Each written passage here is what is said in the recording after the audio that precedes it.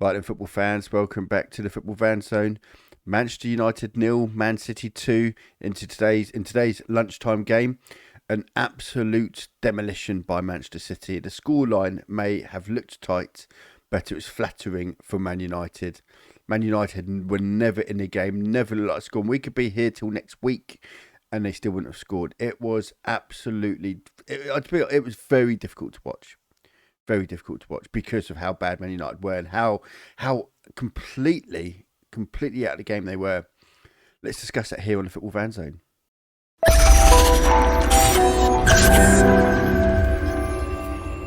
So Man City leave Old Trafford as the winners with a very convincing, very comfortable 2-0 win. And I guess the big question now will be all eyes on Ole, really, and whether United decides that now's the time to sack.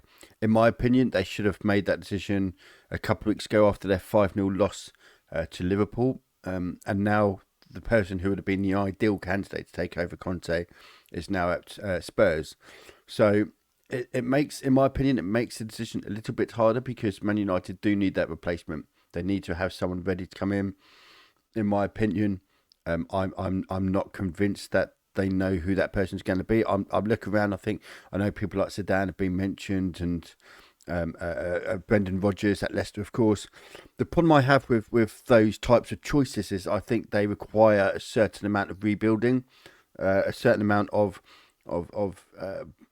they're going to come in and they're going to want 2 or 3 players of their own in order to be able to play they want to play and so on. Someone like Conte was the ideal manager because he comes in and he takes the team that's already there and makes them better instantly just by having a better training method, being stricter, being more direct with the players and putting his philosophy and his marker down.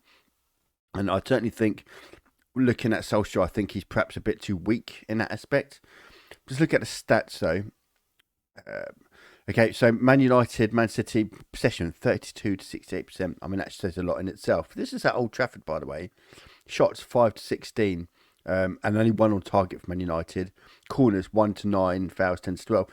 And the stats there, you can almost argue, are slightly flattering again for United. The scoreline 2-0 was flattering. United, like I said, they weren't in the game. They were never in the game. They never looked like scoring.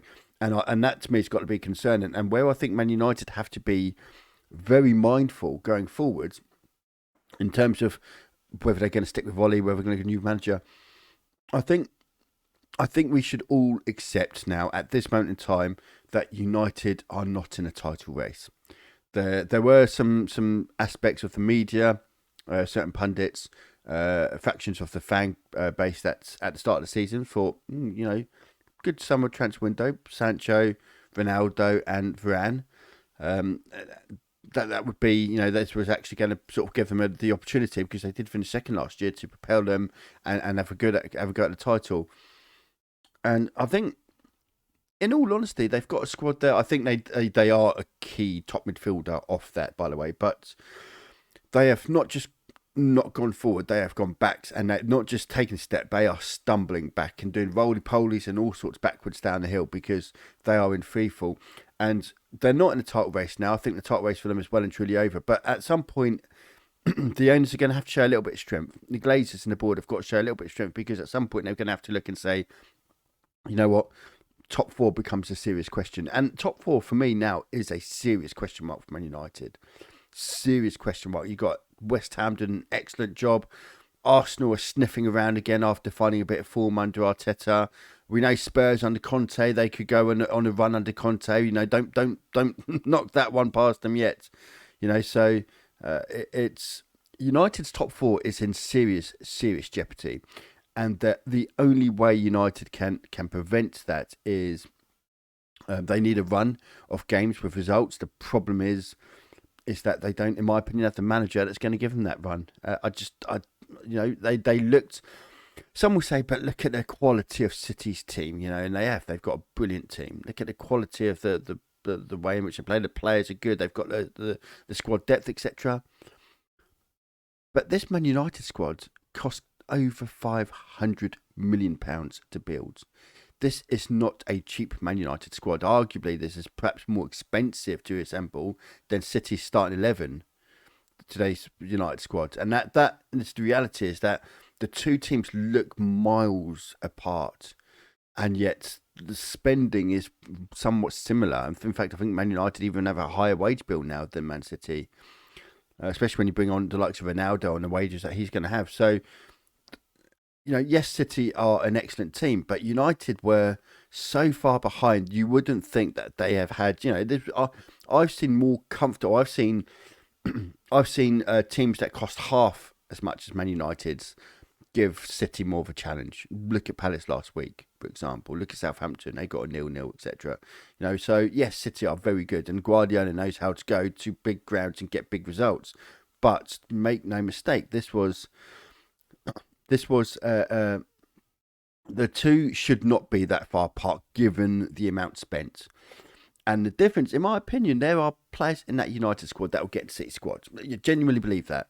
If you were to do a Man United combined XI, there are, you probably give Man City slightly more players, but trust me, there are players in that United squad that will get into Cities. But the problem, in my opinion, was clearly the coaching. Man City had a way, they had a Zaga about them. They are well coached, they're well drilled, they know what to do, when to do it. Their decision making is excellent. They know when to make the right passes at the right time, and that's not just something because you've got good players. You can have the world's best 11, but in order to get them so well organised, so well drilled, to know each other's movements, to know which passes to make, etc., etc. A good quality player executes the instructions set out by the manager. That's where a good player comes. A manager can say you need to play the ball over the top in that direction. That's fine. Any player can do that. A good player finds the player. A good player executes it perfectly.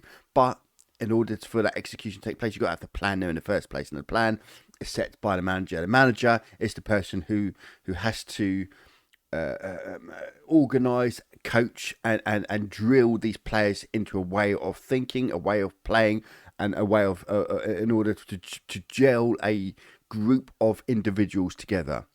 Man United don't look that. They just look like a group of individuals with no clear tactic. It's not as though when Fernandes gets the ball that he knows that Solskjaer's going to be in his feet, he can ping the ball over in that direction, because he doesn't. It's just he'll take the ball, he'll look up, and he'll where am I going to next? He doesn't know where he's going to next because there's no device plan. There's no device plan of I've received the ball, my instructions are I'm going to send it up the left wing where possible. I'm going to send every three times I've received the ball, I'm going to sing up the right wing. Every 2 times, I'm going to sing up the left wing. I know because I've got the ball for the 3rd time, and therefore Shaw's going to be running up the left. That's my pass on. That's what we've been instructed. It just doesn't seem like there's any coaching, any instructions. The team just are literally just playing them. You might as well just sent them out there on a Saturday morning or a Sunday. It's like Sunday football. You turn up. You haven't sat there. We play Sunday. We've all played Sunday football. You turn up on Sunday morning after a pit up on a Saturday night. All right, we're going to go with 4-4-2. We're just going to. There's no. You haven't sat there during the week and worked out how you're going to play the opposition, studied the opposition, and so on. Man United, they turn up there. They look like they have no idea. They looked like they had no idea how to play against City today. No idea. And that is the management. That's the coaching. There is no excuse for a team like Manchester United to be battered by a team like Man City at home. Yes, Man City are an excellent team. Yes, they are the current champions. Yes, they are arguably in the top 5 teams in Europe. But Man United, with the amount of money that they've spent, with the resources they've got at home, should be competing against anyone, because Man United should be in the top 5 in Europe as well. That's the reality. That is the reality. Teams that go and spend 130 million quid bringing in the likes of Sancho, Varane and co in the summer should be doing better. They should be in the top 5 in Europe. At this moment in time, they're not even in the top 10, possibly not even in the top 15. They are so far off the pace, I can't even tell you. And so for me, top 4 is a real problem for them going forward. A real problem, a real eye-opener this should be. And the board have to make decisions to sack Solskjaer. The question now is who they're going to bring. It's teams that flounder, teams that delay, teams that freeze, because that's what Man United froze. Man United froze when they should have made the change for Conte. Conte was there. They lost to Liverpool 5-0. Conte was there. He was there ready. They could have done that job on Monday morning. He would have been confirmed by Monday afternoon, Tuesday morning. Job done. Man United froze. They didn't know what to do, but they should have done, because it should have already been on the cards. We could all see that result coming. We could all see this result coming. This was not a shock result. The last game 2 weeks ago against Liverpool, where they lost 5-0, that wasn't a shock result. Let's be honest here. That wasn't a shock. We all saw it coming. You get games. Look, you get games where teams can suddenly have a mental day. A bad day in the office. Chelsea last year 5-2 at home to West Brom. That weren't panic stations mode. It was completely fluke results. Doesn't happen often. Liverpool losing 7-1, 7-2 at home to Aston Villa last season. People weren't going, Klopp out, or Tuchel out after those sort of results, because they were just freak results that can happen on time to time. On a once or twice a season, you get those. The Liverpool game was coming. We all sat there and thought, Liverpool can steamroll United here. This could be 4-5-0. People were genuinely saying that before the game, and that is why, for me, that Solskjaer had to go then, because it was predictable, because they were that bad going into the game. It wasn't a shock result. Today, again, 2-0. Some will say, well, it's not too bad a scoreline. People would have been looking at 4s and 5s again. And yeah, it might not have been 4s and 5s, but it could have been. It really could have been. And it was only because City really strolled. I mean, they strolled. That second half, they strolled along merrily, up and down. And, they weren't too... There were a lot of passes where I felt they could have made forward passes, but they decided to make the side and backwards pass. Now, some will say, well, it's a little bit dull playing football like that, but you're 2-0 up at home. Away at Old Trafford. Man City was a keep ball game. There were many opportunities there where you look at the gaps and think, that ball there or that ball there, and he's in. But decided not to. Decided to go for the whole keep the ball. We're 2-0 up, keep the ball. 0-0, they may have made those passes. Well, no, they would have made those passes. 2-0. It was, that was the difference. But that's the difference between Liverpool and City. Liverpool at 2-0 decided to keep pushing. At 3-0 decided to keep pushing. City at 2-0 decided, what? Let's just let's not do anything stupid. Man United can't score if they don't have the ball, and that's the way they played the game, literally. So anyway, there we go. Let me know what you think, guys, ladies and gentlemen, and non-binaries, of course. Let me know what you think on the game. Is it time for Ole to go? Now Conte has gone to Tottenham, who is the ideal replacement? Is Zidane the right person? Should they be looking at Brendan Rodgers, someone of more managerial pedigree and I say pedigree, more managerial experience in the Premier League? Because for me, Zidane has only ever really done it at one club in Real Madrid, and I think Brendan Rodgers, for me, that would be my first choice. Now that has happened, Pochettino's not shouldn't be off the table either, although I don't think things have gone particularly well from him at PSG. I know they're expected to win the league with the squad they've got and so on, but I still feel that it's not all quite rosy for them there. But anyway, let me know what your thoughts, and I'll see you all on the next one, I guess. Take care, and I'll see you all again soon.